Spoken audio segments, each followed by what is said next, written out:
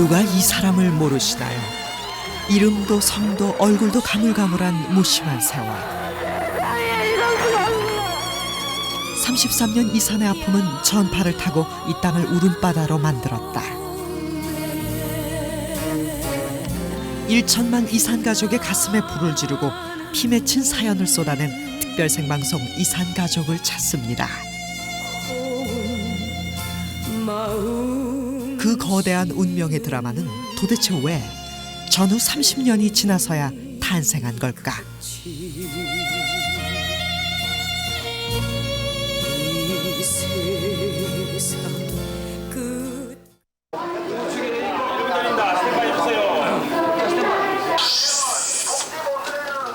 1983년 2월 30일 밤 10시 15분 KBS에는 예상치 못했던 역사가 시작된다. 휴전 30주년을 맞이해 특집으로 마련된 특별 생방송 이산가족을 찾습니다. 속절없이 가족이 헤어져서 33년이 지나도록 이산가족을 찾는다는 예고가 나가자마자 방청석에는 수많은 사람들이 몰려들었고 첫 번째 상봉가족의 탄생은 말씀드리는 순간 그 상봉을 하는 장면이 있는데 잠시 좀 보여주시기 바랍니다. 네, 만나셨군요. 네, 대단히 아주 즐거워하시는 그런 표정입니다. 나도 만날 수 있다. 나도 만날 수 있으리라는 가능성으로 1천만 이산가족의 가슴에 불을 당겼다. 30년 그 허망한 세월의 벽이 무너지기 시작한 것이다. 당시에 제가 속해 있는 팀이 지금 아침마당의 전신이라고 할 수 있는 스튜디오 830이라는 그 시간 그대로 하고 있는 프로그램에서 6.25 주간 특집을 한번 했었어요. 그때 이 이산가족 찾는 방송을 아침 방송에서 한 10가족을 모시다가 찾는 방송을 했는데 한 사람도 못 찾았어요. 그래서 이건 아침에 해서는 안 되겠다. 저녁에 좀 시간이나 또는 예고나 홍보를 많이 하고 이산가족을 찾는 방송을 하면 상당수 찾지 않을까 이런 생각으로 바로 특집을 준비를 해서 가장 빠른 시간에 하자 해서 6월 30일 날 밤에 좋은 시간에 방송을 하게 된 것입니다.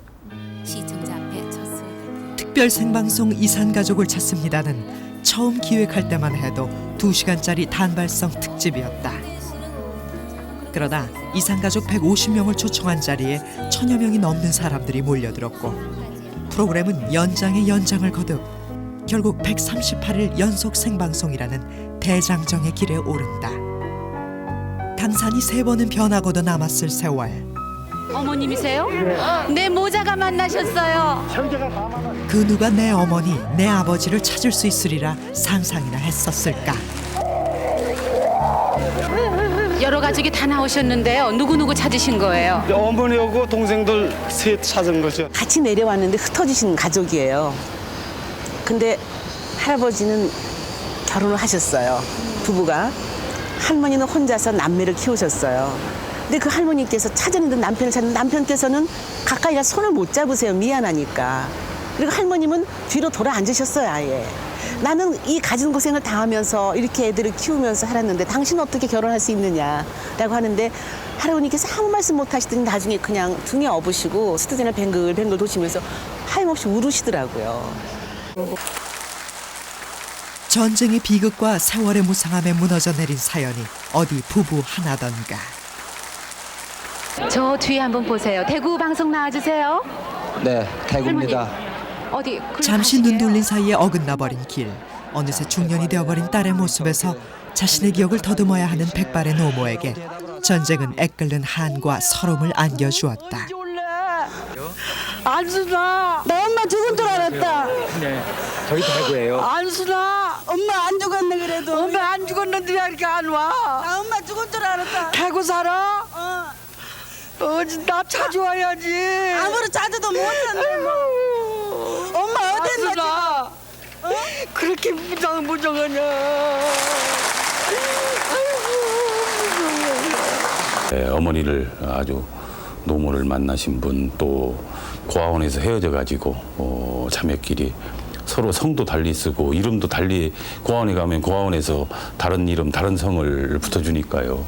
그런 분들이 많이 있었습니다. 그중에서도 특히 대전에 사는 오빠, 제주에 사는 누이가 서로 화면상 만나서 그동안 못한 얘기를 다 하면서 금방 확인했어요. 서로 얼굴 보니까 뭐 똑같은. 네, 지금 저 6566번 김정혜 씨가 나와 있는데요. 이 이름은 양녀로 들어간 후에 지은 이름이라고 그러네요. 두 분 확인하게 말이죠. 마이크 네. 좀 대주시죠. 저 어렸을 때 있잖아 이발소집에 맡겨놓고 갔었어요. 예, 맞아요. 날씨가 흐리고요. 예, 맞아요. 오빠, 오빠, 이제 저도 원한이 없어요. 이름도 모르고 성도 모르고 살아온 이산 가족이 어디 이들뿐이랴. 헤어질 당시 전쟁 고아였던 오빠에게 호적 등본보다 더 확실한 증거는 바로 자신과 꼭 닮은 동생의 얼굴이었다.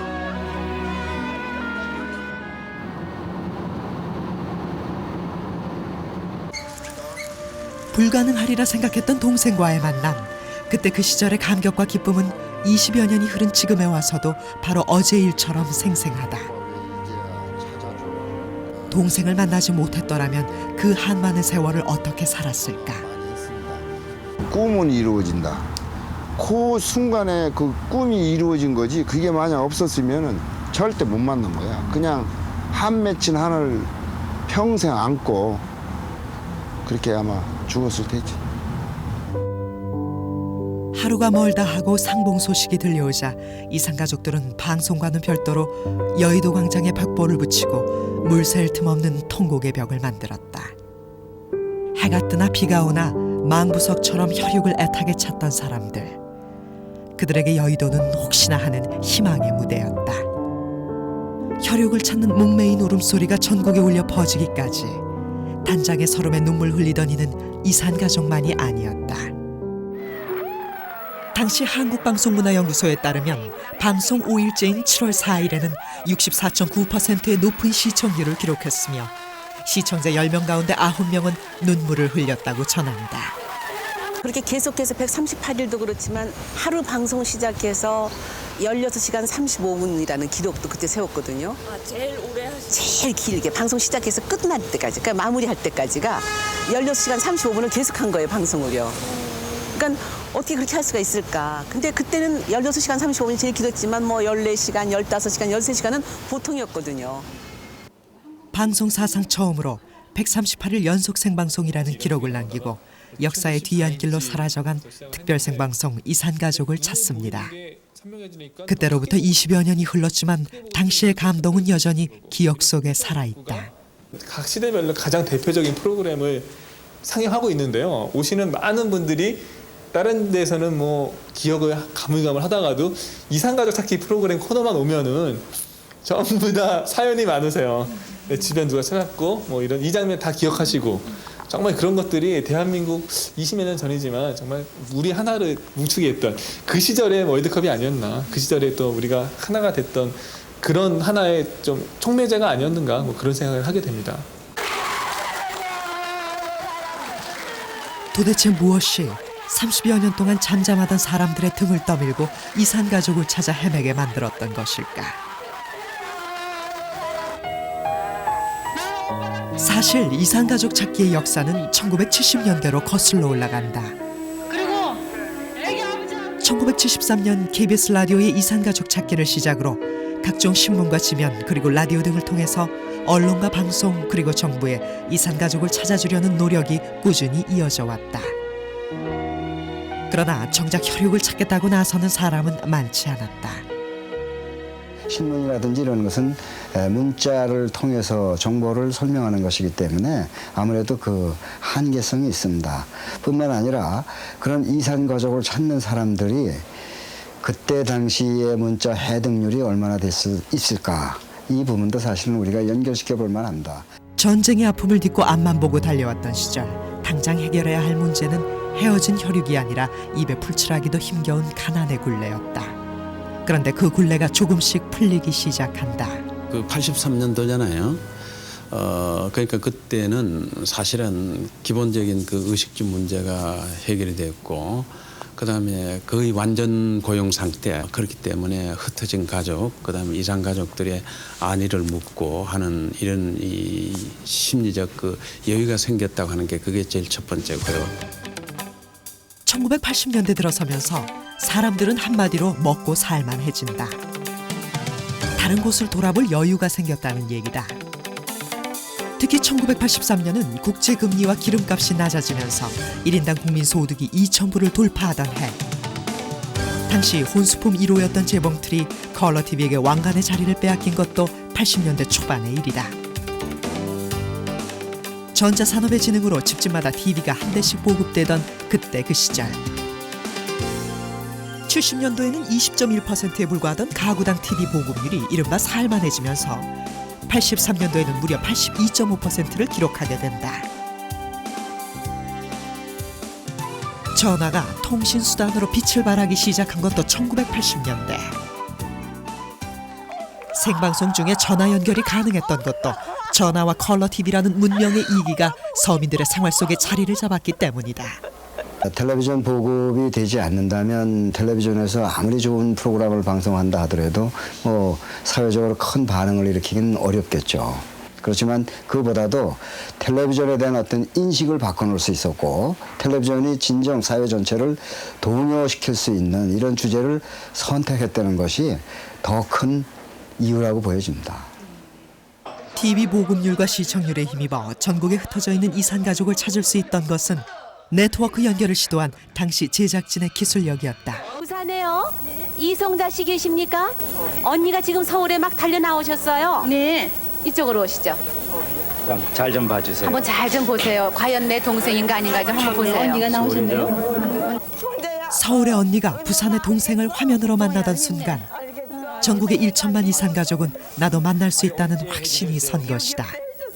이산가족 찾기는 전국적으로 국민들이 호응을 하고 관심을 가졌기 때문에 방송국마다 전부 그냥 현장에 나와서 부산 사람이 서울 와서 신청할 수는 없으니까 부산에 신청한 부산 사람하고 서울 사람하고 한 화면 속에서 두 화면이 나타나가지고 시청자 입장에서 봐도 그렇고 맞아 저게 맞아 하고 하는 그러한 감정을 동시에 느낄 수 있는 그런 시스템이 구성된 것이 그 네트워크를 연결할 수 있는 그 이산가족 찾기에서부터가 더 활성화됐다고 보는 거죠. 방송 기간 동안 당시 10여만 명에 이르는 이산가족 찾기 명부는 적십자사로 이관됐다. 방송을 통해서 상봉한 사람은 1만 2천여 명. 나머지 9만여 명의 아픔을 외면하지 않고 계속 해결해 나가기 위해서다. 그 이산가족 문제는 그때 당시에 정말 이게 심각한 문제구나.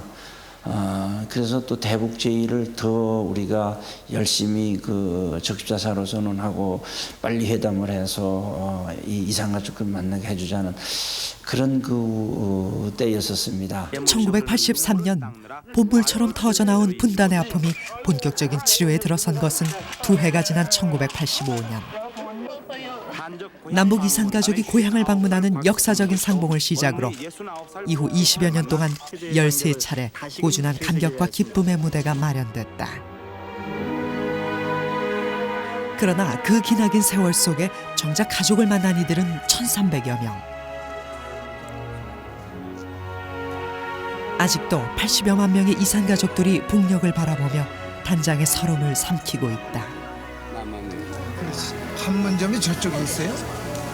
네, 판문점에 이 산을 넘어가 있어요. 손에 잡힐 듯 지척에 놓여있는 내 고향 내 산천. 그리운 내 어머니와 내 누이는 아직도 살아계실까? 그러니까 마음이 이상. 예? 마음이 어떠세요? 마음이 짭짤하죠. 서글프지. 고향 생각나고. 갈 수 없는 땅, 만날 수 없는 가족에 대한 그리움은 타향살이를 하면서도 단 한순간도 잊어본 적이 없다. 이산 가족 가운데 90세를 넘긴 이산 1세대는 2,300여 명. 그들의 마지막 남은 희망은 가족의 생사라도 확인해 보는 것이다. 이산가족 문제는 가장 심각한 문제가 그때 당시 헤어질 때 당시에 20살 이렇게 되던 분이 지금은 이제 75세, 80 이렇게 되니까 그때 20세가 넘었던 분들은 이미 90, 100세 이렇게 고령자가 되기 때문에 좀 있으면 다 고령자가 돼서 자동적으로 세상 떠나게 되니까 그분들이 정말 50년 넘게 가족 생사도 모르고 죽는다고 하는 그 얼마나 안타까움이 있겠습니까? 헤어진 혈육을 다시 만날 수 있다는 희망과 확신. 그것은 1983년 당시 텔레비전이 우리에게 준 가장 큰 선물이었다. 텔레비전이 당시로서 지금도 마찬가지로 생각하는 분들이 많습니다만은 오락 매체 또 여가를 즐기는 이런 정도로만 생각을 하고 있는 것이 일반적인 상황인데, 그래도 어떻게 텔레비전을 우리 사회가 활용할 것이냐, 어떻게 공공의 이익에 부합되게끔 텔레비전이 역할을 할 것이냐에 대해서 고민을 하고 연구를 하면은 많은 그런 기여할 수 있는 길이 있다고 봅니다. 그런 쪽으로도 서로 방송에 특히 종사하는 분들이 노력을 많이 해야죠. 1천만 이산 가족의 가슴에 불을 지르고 혈육을 가진 모든 이들의 가슴을 흔들었던 특별 생방송 이산 가족을 찾습니다. 그때 그 시절 나도 찾을 수 있으리라는 희망과 확신이 아직도 우리에게는 필요하다.